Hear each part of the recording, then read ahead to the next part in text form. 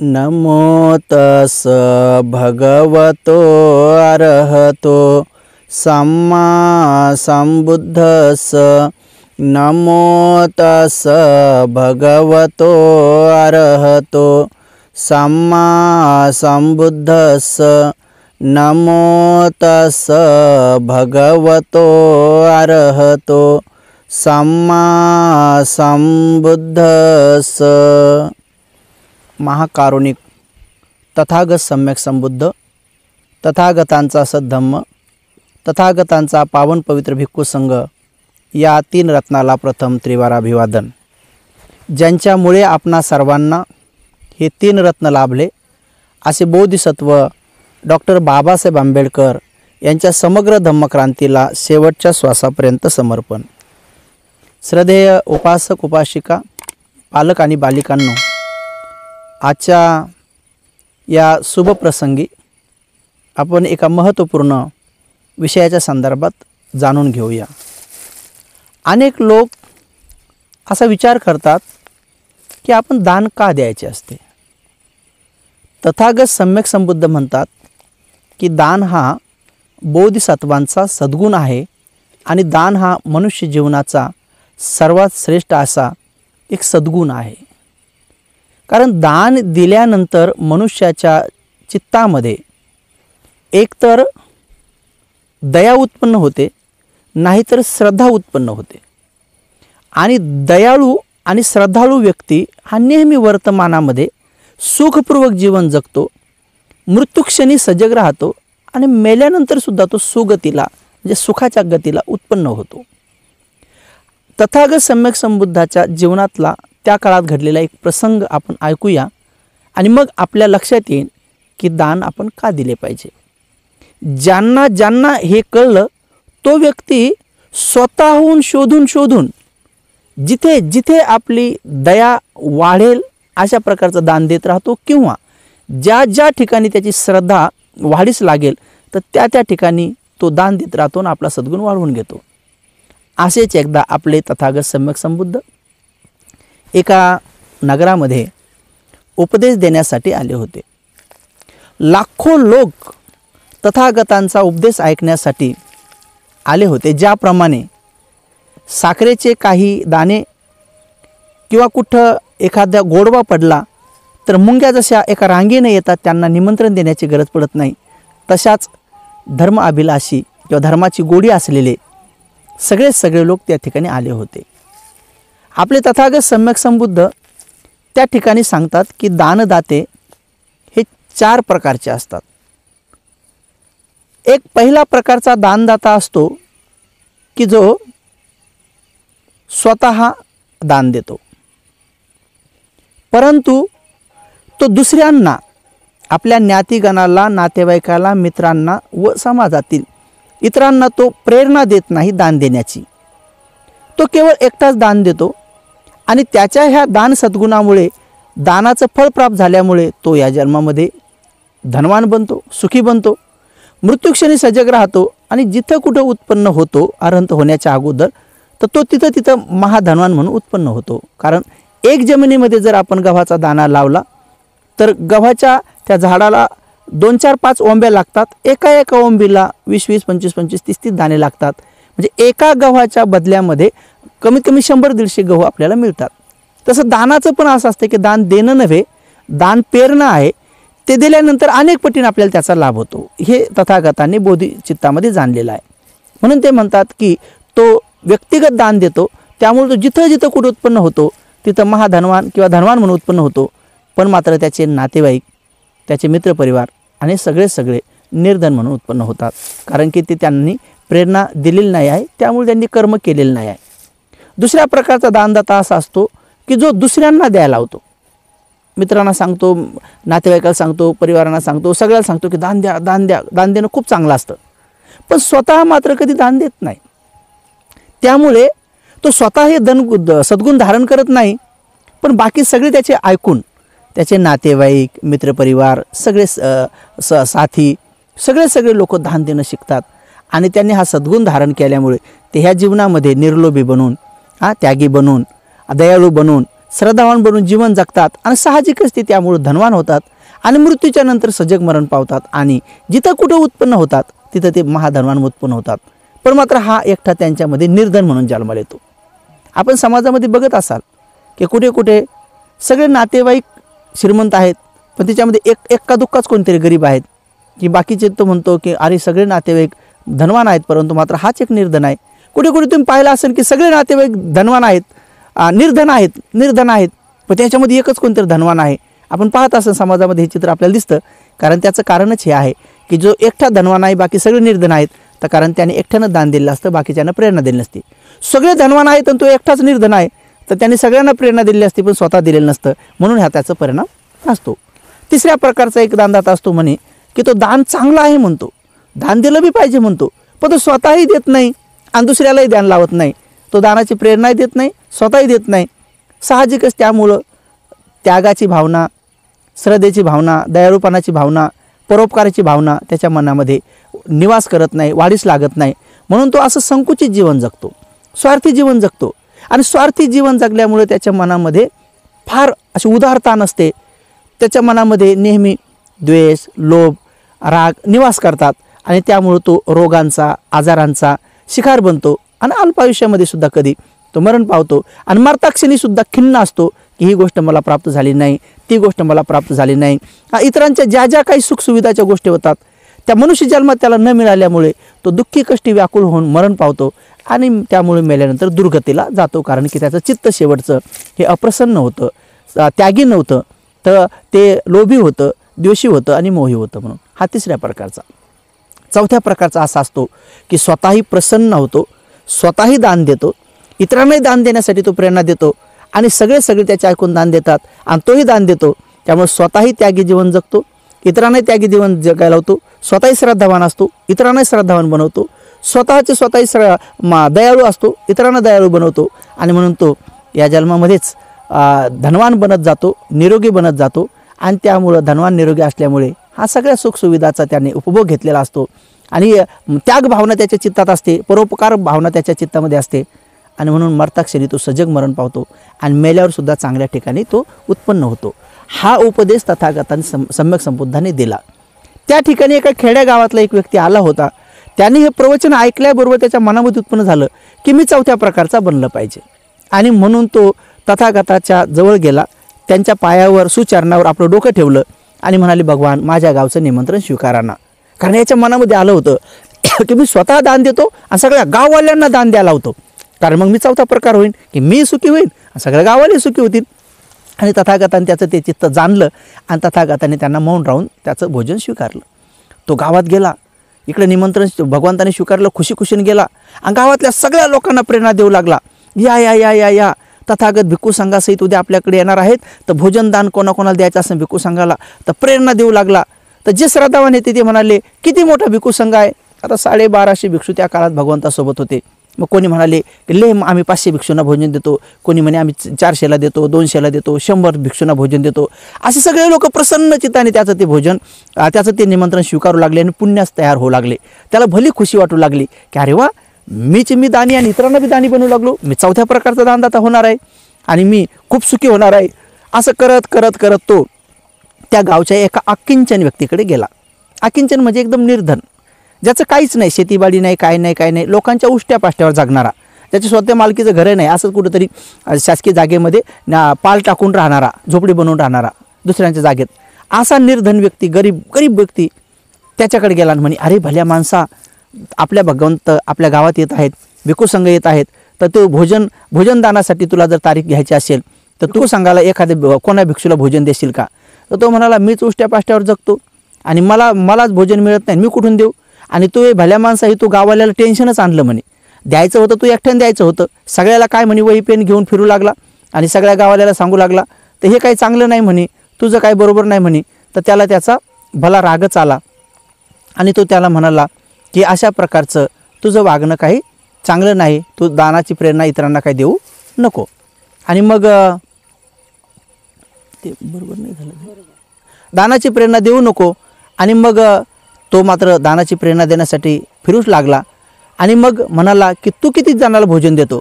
तर हा म्हणाला, मी नाही देऊ शकत एकाला बी. मग त्यांनी काय केलं, याला प्रवचन दिलं. अरे भल्या माणसा, दानदाते 4 प्रकारचे असतात. बुद्धाने सांगितलेलं आहे की एक जण स्वतः देतो म्हणून तो एकटाच श्रीमंत होतो, नातेवाईक नाही होत. एक जण दुसऱ्याला द्यायला लावतो म्हणून सगळे नातेवाईक श्रीमंत होतात, पण तो एकटाच नाही होत. एक जण स्वतः देत नाही, दुसऱ्याला देऊ देत नाही म्हणून तो निर्धन राहतो. बघ तू एकटाच या गावात अकिंचनेस का? तू एकटाच तरुण असताना निर्धन आहे, तुझ्याकडे काहीच नाही, कारण तो 3ऱ्या प्रकारचा आहेस. आणि एक असो स्वतः देतो मित्रांना द्यायला लावतो म्हणे, तर तो 4थ्या प्रकारचा आहे म्हणे. मग असं म्हटल्यामुळं त्यालाही प्रेरणा उत्पन्न झाली. ते म्हणाला हो असं आहे का म्हणे, मग एक काम कर म्हणे, एका भंतेजीचं नाव ले म्हणे, मी एका भंतेजीला भोजन देतो म्हणे. आता असं म्हटल्याबरोबर त्याला वाटलं ठीक आहे, याचं नाव आपण ध्यानात ठेवू, याचं लिस्टमध्ये काय घ्यायची गरज नाही, लिस्टमध्ये नाव टाकायची काय आवश्यकता नाही. आणि म्हणून त्यांनी त्याचं नाव लिस्टमध्ये काय घेतलं नाही, ध्यानात ठेव म्हणे. आणि मग हा घरी गेला. त्याच्या पत्नीला म्हणे, अगं म्हणे मी तुला एक पुण्यसंधी आणली म्हणे. तिनं तर पुढंच पदर केला म्हणे, टाका याच्यात काही, कारण तो रोज मागूनच आणत होता ना. तर अगं तसं नाही म्हणे, आपल्या गावात आता बुद्ध येणार आहेत, भिक्खू संघ येणार आहे आणि त्याचं भोजनाचं निमंत्रण आपल्या गावाला दिलेलं आहे, त्यातल्या एका भंतेजीला मी भोजन देणार आहे असं निमंत्रण स्वीकारलं. ती म्हणे बाई काय केलं म्हणे तुम्ही, आपणच उष्टपाष्ट्यावर जगतो, कुठून द्यायचं भोजन म्हणे. नाही म्हणे, आपण एक दिवस काय होत नाही, कष्ट करू, काम करू म्हणे, काम करून होत नाही, पण आपण भिक्षूला भोजन देऊ म्हणे. अगं ती म्हणे नाही म्हणे, तुम्ही उगाच काम केलं म्हणे हे. अगं म्हणे दानदाते 4 प्रकारचे असतात, एक स्वतः देतो म्हणून धनवान होतो, एक दुसऱ्याला द्यायला होतो म्हणून ते नातेवाईकच होतात, एक स्वतः देत नाही दुसऱ्याला देत नाही. बघ ना म्हणे, आपण दोघंच काऊन गरीब आहेत. आणि एक स्वतः देतो दुसऱ्याला द्यायला होतो म्हणे, 4था प्रकार श्रेष्ठ असतो म्हणे. मग तिलाही ते पटलं. बरं ठीक आहे, एक भंतेजीला. दोघंही कामाला गेले. इकडं हा लाकूड तोडायला गेला, कारण त्यांच्या घरी 4-500 भिक्षू भोजनाला येणार होते. ती पण कोणाच्या तरी घरी गहू तांदूळ निसायला गेली. खुशीनं दोघं काम करत होते. त्या घरी त्यांना प्रश्न विचारला, का गं म्हणे खुशीनं काम करत नसती कधी. त्याला पण म्हणे, का रे तू खुशीनं काम करत नसतो, आज खूपच खुशीनं काम करू लागला. तर हो म्हणे, कारण माझ्याकडे उद्या एक भंतेजी भोजनासाठी येणार आहेत. ते मालक म्हणे, अरे एवढं कठीण कर्म, दुष्कर्म जे आमच्यासाठी ठीक आहे, पण तू निर्धन आहेस, तू गावातून मागून आणतोस, तू पण पुण्य करतो म्हणे. हो मी पण पुण्य करतो. अरे काम झाल्यावर मला भेटून जा. अगं काम झाल्यावर मला भेटून जा. दोघांनी आपल्या मालकांना काम झाल्यावर भेटले. याला पगार भेटला, पण बक्षीस म्हणून भारीतले भारी तांदूळ भेटले. तिला बी त्याचा मोबदला मिळाला कामाचा, पण बक्षीस म्हणून तिला पण काय झालं, बक्षीस म्हणून तिला मसाल्याचे पदार्थ मिळाले. दोघंही घरी आले. म्हणे अरे अजून तर आपण पुण्य केलं पण नाही, तर आपल्याला त्याचं फळ मिळालं. आणि म्हणून दोघंही सुंदर पद्धतीने भोजन तयार करू लागले. पण दोघांनाही काही स्वयंपाक येत नव्हता, कारण कधी त्यांनी स्वयंपाक बनवला नव्हता. आणि मग त्या ठिकाणी त्या दोघांनी पण स्वयंपाक करण्याचं काय करावं. भगवंताच्या त्रिपिटकाच्या मध्ये पाली साहित्यामध्ये असं वर्णन आलेलं आहे की त्या ठिकाणी शक्र देवराज विचार करू लागला की अरे यांनी किती कठीणाईमधून कष्ट करून भोजन द्यायचं ठरवलेलं आहे. आणि म्हणून ते वेगळं रूप धारण करून तिथे येऊन म्हणतात की ज्यांना स्वयंपाक बनवायसाठी स्वयंपाकी लागत असेल त्यांनी सांगावं. हे म्हणे हां आम्हाला लागतो, पण म्हणे माझी एक अट आहे की मी स्वयंपाक बनवून देतो, पण मी फ्रीमध्ये बनवून देतो, काही मोबदला घेणार नाही. तर हे म्हणे आम्हालाही तसंच पाहिजे, आमच्याकडे काही मोबदला नसं काही नाही. मग यांनी ते मसाले आणि ते तांदूळ दिले, भारीतले भारी यांनी भोजन बनवलं आणि शक्रदेवराजानं बनवलं. आणि ते बिचारा ज्या ठिकाणी भिक्षू वाटल्या जाणार होते त्या ठिकाणी हा उघडा पागडा माणूस आकिंचन तिथं गेला. ज्या गावकऱ्यांनी सगळ्या गाववाल्यांची जी तारीख घेतली होती, जी तारीख मिळवली होती, तर त्या गावकऱ्यांनी काय केलं, सगळ्यांना तिथं बोलवलं आणि म्हणे हे 500 भंतेची तुम्ही घेऊन जा, हे 400 तुम्ही घेऊन जा, हे 300 तुम्ही घेऊन जा. ज्याची लिस्टमध्ये नाव होतं त्या सगळ्यांना पाठवलं. याची पत्नीसुद्धा घरी पोतळं टाकून बसली होती की कोणते भंतेजी भेटतात कोणते नाही. हाही खुश होता उघडा माणूस, दोन्ही हात जोडून बसला. आणि वाटता सारे भंतेजी संपले, एकही भिक्षू राहिला नाही आणि याच्या वाट्यावर कोणीच आलं नाही. नंतर हात जोडून म्हणे, मित्रा माझ्या एक भंतेजीचं काय झालं, मी पण एक भंतेजीला भोजन देणार आहे ना. अरे म्हणे मी विसरलो गाड्या, म्हणे तुझं नावच नाही राहिलं टाकलं म्हणे मी, तर जाऊ दे म्हणे तू पुढच्या वेळेस कर म्हणे पुण्य. नाही म्हणे, एक तर मी भोजनदान द्यायला तयार झालो नव्हतो, तूच मला प्रेरणा दिली की दानदाते 4 प्रकारचे असतात म्हटला आणि म्हणून मी दान देण्यास तयार झालो. अरे मी माझ्या पत्नीनं खूप कष्ट केले रे म्हणे, काही कर पण एक भंतेजी मला दे म्हणे. असं म्हणून तो खाली जमिनीवर पडला आणि गडबड लोळू लागला, छाती बडू लागला. मित्र असं नको करू रे म्हणे, आम्हाला पण एक भंतेजीला भोजन देऊ दे म्हणे. तो म्हणे अरे यार काय करावं म्हणे, सगळे लोक भंतेजी आता घरी गेले, कोणाच्या घरून वापस पण येणार नाहीत. तर तो रडू लागला म्हणे असं नको करू. बाकीचे लोक पण विचारू लागले काय झालं, तर म्हणे अहो मी एक भंतेजीचं भोजन देण्याची तारीख घेतली होती, पण यांनी मला एकही भंतेजी दिलं नाही. तोही बिचारा परेशान झाला. मग शेवटी त्याला आठवलं, अरे थांब म्हणे, जगाचे कल्याण मित्र तथागत सम्यक संबुद्ध आज कुठेही गेले नाहीत, अजून कोणाकडे गेले नाहीत, ते अजून कुटीमध्येच आहेत. काय सांगावं, तुझं जर पुण्य असेल तर जा म्हणे तू. तो बिचारा जे उठला की जिकडे भगवंत होते त्या दिशेनं पळत सुटला. तिथं अगोदरच राजा येऊन थांबलेला होता, प्रधान येऊन थांबलेला होता, श्रेष्ठी धनवान महार लोक येऊन थांबलेले होते की भगवान कुटीच्या बाहेर आले, त्याचे भिक्षापात्र घ्यायचं आणि आपल्या घरी न्यायचं म्हणून ते थांबलेलेच होते. कारण सम्यक संबुद्धाला भोजन देण्याचं जे म्हणजे मोजमाप करता येत नाही एवढं जे महापुण्य प्राप्त होतं, ते पुण्य करण्यासाठी ते हजरच होते. हा बिचारा तिकडे गेला. राजाने त्यांनी पाहिलं तर म्हणे अरे त्याला हाकला, इथं काही भोजन बिजन नाही म्हणे, त्याला हाकला. त्याला हाकलू लागले तर तो म्हणा नाही मी तर काही जाणार नाही आज इथून. तर म्हणे अरे याला जर पाहिलं तर भगवंत याच्यासोबत जातील म्हणे, म्हणून याला हाकला. तो गेला आणि त्या कुटीच्या दरवाजाला असं डोकं ठेवलं, म्हणते अहो भगवान, या गावामध्ये जर दया करण्याच्या पात्रतेचं कोणी असेल, अहो भगवान परोपकार करण्याच्या पात्रतेचं जर कोणी असेल, ज्याच्यावर कीव करण्याच्या पात्रतेचं जर कोणी असेल, कोणावर उपकार करण्याच्या पात्रतेत जर कोणी असेल, मदत करण्याच्या पात्रतेचं कोण असेल तर मी आकिंचन. अहो भगवान अनुकंपा करा, माझ्यावर दया करा, करुणा करा आणि दरवाजा खोला आणि माझं निमंत्रण स्वीकारा. असं म्हटल्याबरोबर भगवंतांनी लगेच काय केलं, दरवाजा उघडला आणि आपलं भिक्षापात्र त्याच्या हातात दिलं. दिल्याबरोबर एवढा खुश झाला, जसा हारलेला राजा पुन्हा जिंकल्यानंतर डोक्यावर तसा तो राजमुकुट ठेवताना प्रसन्न होतो, तेवढा प्रसन्न झाला. म्हणते अहो मला कोण भेटलं, मला तथागत सम्यक संबुद्ध मिळाले.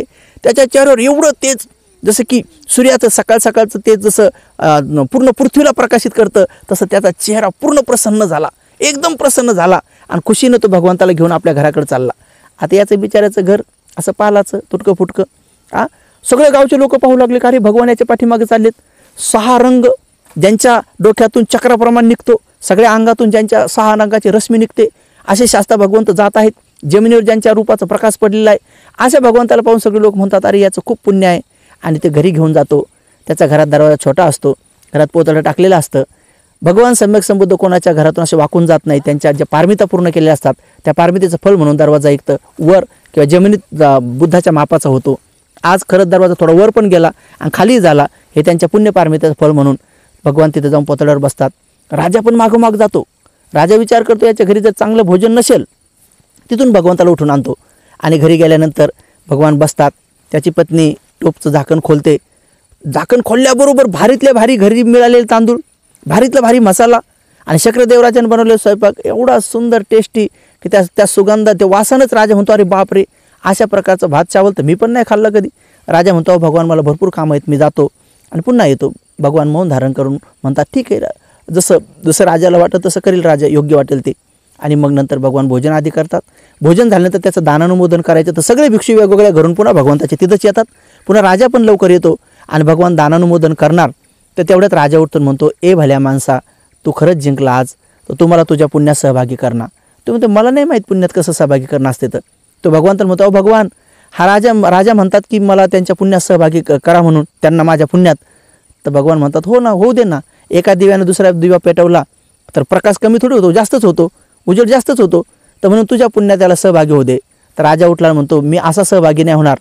तर मी आजपासून एवढे नगर याचे, त्या नगरातली सगळी शेती याची, त्या नगरातले सगळे हाती घोडे दासदास सगळे याचे, एवढं सगळं देऊन मी या पुण्यात सहभागी होतो.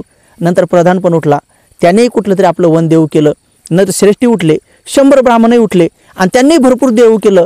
बघा, ज्याचं अन्न नव्हतं, वस्त्र नव्हतं, निवारा नव्हता, त्याने तथागताला दोघा नवरा बायकोनी कष्टानं भोजन दिलं आणि त्याच दिवशी त्यांना एवढा मोठ्या धनाचा लाभ झाला की सर्व गावामध्ये धनवान झाला, श्रेष्ठी झाला. आणि अशा रीतीने मग तो तिथून पुढं महान असे पुण्यकर्म करू लागला. रोज तथागत भगवान बुद्धाच्या 500 भिक्षूंना भोजन देऊ लागला. त्याच गरिबांना, इतरांना 500 लोकांना मदत करू लागला. रोज अन्नशाळा चालू लागला आणि अशा प्रकारे तो सुखाने जीवन जगला. मृत्यूक्षणी सजग राहिला, ध्यानामध्ये पक्का झाला आणि धर्माच्या वेगवेगळ्या पायऱ्या त्याने प्राप्त केल्या आणि अशा पद्धतीनं तो सुखी झाला. म्हणून उपासक आणि उपासिकांनो, आपणही नित्यनियमाने श्रद्धायुक्त चित्ताने दान द्या. तर केवळ आपणच दान नका देऊ, तर इतरांना सुद्धा प्रेरणा द्या की तुम्ही सुद्धा दान द्या म्हणून, कारण की ते आपल्यासाठी आणि पूर्ण मित्र नातेगणासाठी हितावह ठरेल. म्हणून उपासक उपासिकांनो, भारत बौद्धमय करण्यासाठी मी पण धम्ममय भारत मिशनचा प्रोजेक्ट सुरू केलेला आहे. 7.5 एकर जमीन आपण लोकांनी पाठवलेल्या, 1-1 रुपये दान मागतो आपण.